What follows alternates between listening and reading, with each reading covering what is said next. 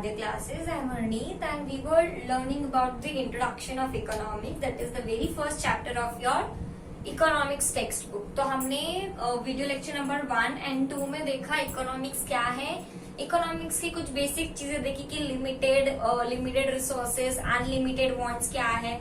Then हमने देखा कि इकोनॉमिक्स में कितनी तरह की एक्टिविटीज होती है, जो कि दो बेसिक एक्टिविटीज थी, economic activity and non economic activity. Then we saw what is the economic activity, what is non economic activity. ठीक है. एंड फिर हमने देखा था कि स्टैटिस्टिकल इंफॉर्मेशन जो होती है, डेटास जो होते हैं, वो इकोनॉमिक्स में किस तरह से काम आते हैं, उसको हम किस तरह से यूज में लेते हैं. ठीक है. तो अब इस वीडियो लेक्चर में हम देखेंगे कि जो हम स्टैटिस्टिकल डेटा जो हमें इकोनॉमिक्स में काम आते हैं, उसको हम किस तरह से रिप्रेजेंट करते हैं एंड उसका क्या क्या एस्पेक्ट्स होता है. तो as you can see on the board I have written presentation of statistical data. हमने लास्ट वीडियो लेक्चर में इसी टॉपिक पे एंड किया था कि स्टैटिस्टिकल डेटा होता क्या है. ठीक है. तो स्टैटिस्टिकल डेटा क्या होता है ये हमने पढ़ चुके हैं. तो अब उस स्टैटिस्टिकल डेटा का प्रेजेंटेशन कैसे करते हो. प्रेजेंटेशन मतलब एक चीज को दर्शाना. ठीक है. तो हमें पता है कि जितना भी स्टैटिस्टिकल डेटा होता है वो हम डायग्राम, चार्ट या ग्राफ के तरह से हम रिप्रेजेंट करते हैं. अब इसका आपने ये कोई चीजें आपके लिए नई नहीं है. आपने लोअर क्लासेस में बट ऑब्वियस मैथ्स में डायग्राम्स पढ़े हैं, चार्ट्स पढ़े हैं, पाई चार्ट्स पढ़े हैं, ग्राफ बनाना सीखा है. तो बस वही चीजें हैं जो हम स्टैटिस्टिक्स में यूज करते हैं. अगर आप लोग को याद हो तो बचपन में हमें डेटा दिया जाता था, देन उसको हम गिन के हम फ्रीक्वेंसी टेबल बनाते थे, फिर उसका पाई चार्ट बनाते थे, बार डायग्राम्स बनाते थे, हिस्टोग्राम्स बनाते थे, लाइन ग्राफ बनाते थे. एंड चार्ट आप चार्ट आप खुद भी बनाते होंगे when you prepare notes for any subject. तो हम फ्लो चार्ट बनाते हैं, राइट. तो हमारे पास बहुत सारा इन्फॉर्मेशन दिया हुआ है, बहुत सारा डेटा दिया हुआ है. उस डेटा में से हम चार्ट बनाते हैं, फ्लो चार्ट बनाते हैं अपनी अंडरस्टैंडिंग के लिए. तो उसी तरह से स्टैटिस्टिकल इंफॉर्मेशन मतलब कि न्यूमेरिकल फॉर्म में, नंबर्स के फॉर्म में हमारे पास इंफॉर्मेशन दी गई होती है किसी particular topic related, and then उसको हम चार्ट में, डायग्राम में या ग्राफ में रिप्रेजेंट करते हैं. हम इस वीडियो में देखेंगे कितने तरह के डायग्राम्स होते हैं, कैसे उसको रिप्रेजेंट किया जाता है. ठीक है. Next heading as you can see is aspects. Aspects का मतलब ये है कि जब हम कोई चार्ट बना रहे, कोई डायग्राम बना रहे या कोई ग्राफ बना रहे हैं, तो उसे बनाने के लिए हमें क्या क्या चीजें अपने माइंड में रखनी पड़ती है. तो सबसे पहली चीज है सोर्स. सोर्स का मतलब क्या होता है, उसका ओरिजिन, की वो चीज आपको मिल कहाँ से रही है. ठीक है. जैसे कि हम जनरली यूज करते हैं my source of income is that this and that etcetera. तो अल्टीमेटली सोर्स का मतलब होता है कि वो चीज कहाँ से आ रही है. ठीक है. तो इकोनॉमिक्स में जब हम स्टैटिस्टिकल डेटा को रिप्रेजेंट करते हैं तो उसमें सोर्स का मतलब होता है कि वो जो डेटा है वो किस जगह से हमें मिल रहा है.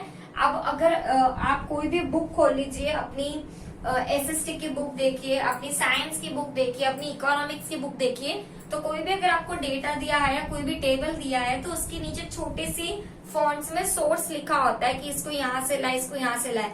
आप ज्योग्राफी की बुक्स में देख सकते हो, मैप होता है तो मैप के नीचे उसका सोर्स दिया होता है. ठीक है. तो सोर्स अल्टीमेटली वो होता है कि वो चीज कहाँ से लाई जा रही है. ठीक है. तो इकोनॉमिक्स में सोर्स मतलब कि कोई भी जो डेटा है उसको कहाँ से मिल रहा है. ठीक है. तो अगर हम इंडिया की बात करते हैं, तो इकोनॉमिक सर्वे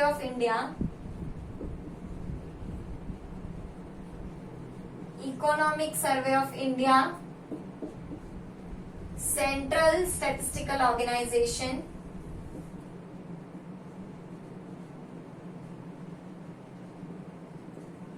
national sample organisation, sample organisation,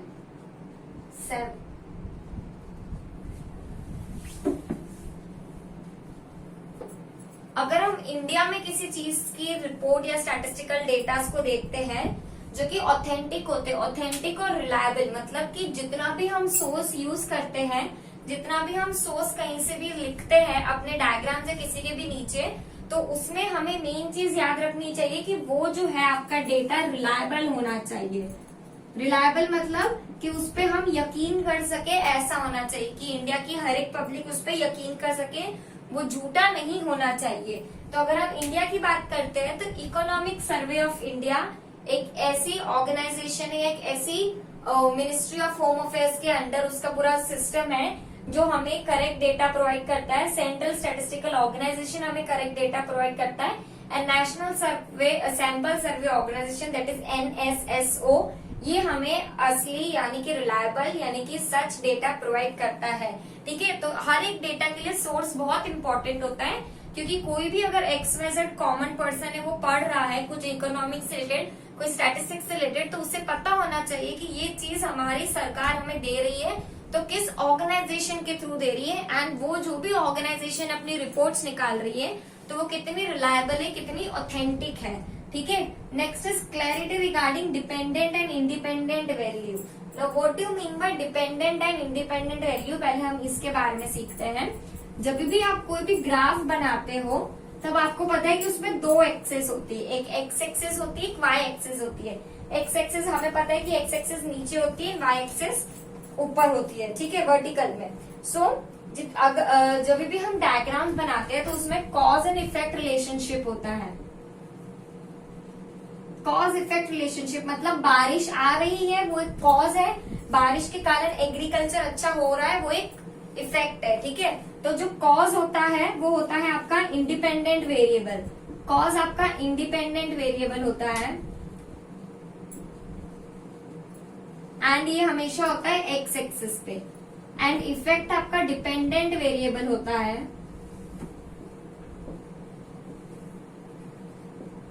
ये होता है आपका वाई एक्सिस पे, एंड यही एग्जाम्पल आपकी टेक्स्ट बुक में भी दिया हुआ है। तो क्लैरिटी होनी चाहिए डिपेंडेंट एंड इंडिपेंडेंट वेरिएबल में कि आपका जो भी डायग्राम है, आपका जो भी ग्राफ है, उसमें कौन से वेरिएबल्स यूज हो रहे हैं, कौन इंडिपेंडेंट वेरिएबल है एंड कौन डिपेंडेंट वेरिएबल है। इंडिपेंडेंट मतलब वो ऑब्वियसली अपने आप में फ्रीडम है, लाइक बारिश आ रही तो उसको कोई कंट्रोल नहीं कर सकता कि कब आए कब नहीं आए, बट उसके अकॉर्डिंग फार्मिंग होती है तो वो फार्मिंग जो है वो डिपेंडेंट वेरिएबल होता है। तो ये हमें पता होना चाहिए। Next is selecting appropriate scales. अगर आपने बचपन में कभी ग्राफ्स बनाए हो तो आप ऊपर लिखते हो 1 यूनिट या 1 small square box is equals to 10 rupees और समथिंग लाइक दैट। तो इसको हम कहते हैं स्केल्स, जो कि हर डायग्राम के हिसाब से वेरी करती हैं। स्केल्स आपको प्रॉपरली मेंशन करनी होती है और इसके मार्क्स भी कटते हैं, इसके मार्क्स भी मिलते हैं। ठीक है, so this was all about the representation of statistical data, जो कि हम 3 तरीके से करते हैं, diagram, chart and graph. And क्या एस्पेक्ट्स होते हैं, पहला एस्पेक्ट होता है सोर्स, कि किस सोर्स से हमें मिल रहा है वो रिलायबल एंड ऑथेंटिक होना चाहिए। दूसरा कि हमें dependent variables and independent variables के बारे में नॉलेज होना चाहिए, एंड किसको कौन सी एक्सेस पे रखना है ये भी हमें पता होना चाहिए। एंड तीसरा होता है सिलेक्टिंग एप्रोप्रिएट स्केल्स, कि हमें कौन सी स्केल चूज करनी है किस डेटा के हिसाब से, वो भी हमें पता होना चाहिए। ठीक है, नेक्स्ट आपके बुक में जो टॉपिक है that is your diagrams, bar graph. वैसे तो इन deep you will read about this in 12th standard. 12th standard में पहला ही चैप्टर आपका डायग्राम एंड ग्राफ से रिलेटेड है। आप वहां पे बहुत डीप में एक एक चीज पढ़ोगे, पर अभी हमें सिर्फ इसका एक ग्लिम्स लेना है, क्योंकि ये चीजें आप ऑलरेडी लोअर स्टैंडर्ड्स में पढ़ के आ चुके हो। ठीक है, so will start from the bar diagram only. Bar diagram हम सबको पता है कैसा दिखता है। ये अगर एक्स एक्सिस है, ये वाई एक्सिस है, ये ओरिजिन है, कोई भी डेटा दिया हुआ है, so this is bar diagram, right. Data हम जो पिछला हमने समझा हम वही ले लेते हैं। यहाँ पे लिख देते हैं रेन एंड यहाँ पे लिख देते हैं एग्रीकल्चर, राइट। यहाँ पे अगर हम रेन ले रहे हैं the month of January, February, March, तो यहाँ पे कितना यूनिट्स का एग्रीकल्चर उसका हो रहा है वो। तो बार डायग्राम हम सबको बनाना आता है, बस यही है, इसमें और कुछ नया नहीं है, हम ऑलरेडी पढ़ चुके हैं। इन डीप हम इसको 12th स्टैंडर्ड में पढ़ेंगे। आपकी बुक में बार डायग्राम इसलिए समझाया गया है कि इस तरह से हम स्टैटिस्टिकल डेटा को या इन्फॉर्मेशन को हम रिप्रेजेंट करते हैं। आप जनरली ज्योग्राफी की बुक्स में देखते हो कि रेन एग्रीकल्चर कुछ भी ऐसा होता है, पॉपुलेशन कंट्रीज होती है कि नीचे कंट्रीज ऊपर पॉपुलेशन है। ठीक है, तो ये सारी चीजें आप बार डायग्राम के थ्रू रिप्रेजेंट कर सकते हो। ठीक है, नेक्स्ट आपकी बुक में दिया हुआ है ग्रुप्ड या फिर clustered.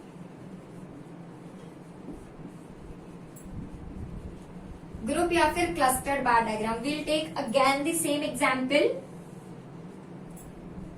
y axis, x axis, O for origin, again यहाँ पे रेन, यहाँ पे एग्रीकल्चर,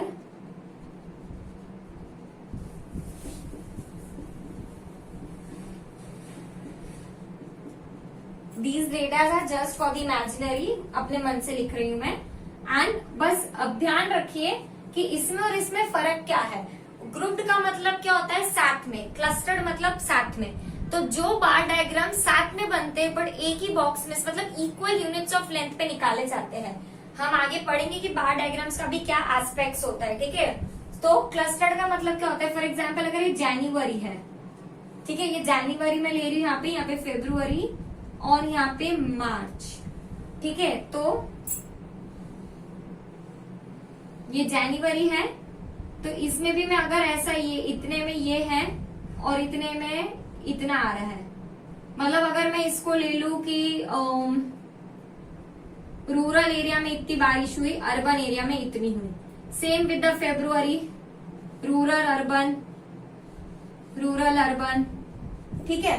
तो जब मैं एक ही बेस पर, ध्यान से सुनिएगा, जब मैं एक ही बेस पर दो बार ग्राफ्स निकालती हूँ, एक ही बेस पर एक ही एक्स के वेरिएबल पर जब मैं दो बार ग्राफ्स निकालती हूँ, उसको डिवाइड करके, तो उसको मैं ग्रुप या क्लस्टर्ड बार ग्राफ बोलती हूँ।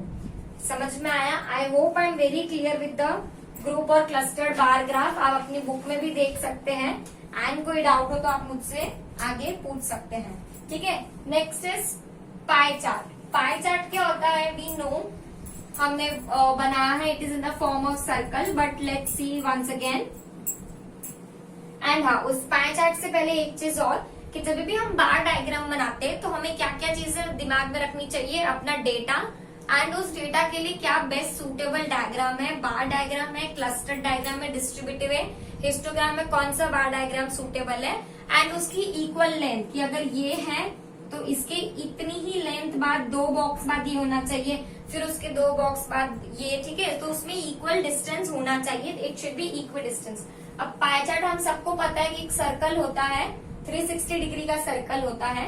हमारे पास जो भी डेटा होता है उसको हम उसकी हम डिग्री वैल्यूज निकालते हैं। वी कीप आवर प्रोटेक्टर और डी हियर, एंड देन हम उसके अकॉर्डिंगली सारा मेजर करते हैं, राइट। सो इसको आप पाई चार्ट बोलते हो। ये कैसे निकालते हैं ये भी आप सबको पता है। लाइक आपकी बुक में एग्जाम्पल दिया हुआ है, agriculture and share in national income in percentage की इतना 13.9% एग्रीकल्चर, ये सब। तो इसके अपने फॉर्मूलेज होते हैं कि आप डिग्री कैसे निकालते हो। ये जो भी आता है आपका डिग्रीज में होता है, इनका टोटल आपका हमेशा 360 डिग्रीज होता है। आप जो भी चीज बार डायग्राम में बनाते हो वो आप पाई चार्ट में भी बना सकते हो, but the thing is you must be very clear कि आपके क्वेश्चन में जो डेटा दिया है वो पाई चार्ट से ज्यादा अच्छे से रिप्रेजेंट होगा या बार डायग्राम से अच्छे से रिप्रेजेंट होगा। We must be clear with this thing. तो इस वीडियो लेक्चर में we read about the presentation of data, कि हम किस तरह से प्रेजेंट करते हैं। हमने एस्पेक्ट्स के बारे में पढ़ा, सोर्स, डिपेंडेंट इंडिपेंडेंट वेरिएबल के बारे में पढ़ा, देन हमने बार डायग्राम के बारे में पढ़ा, simple bar diagram, clustered bar diagram पढ़ा, and then we read about pie chart, ठीक है। इन डेप्थ पाई चार्ट के बारे में will read whenever it will be possible, है ना। And in 12th standard you will be reading all this things in very detail. So I will be keeping this video lecture till here only. हमारा last topic बचा है, that will cover in the last video lecture. Till then keep reading it. Thank you.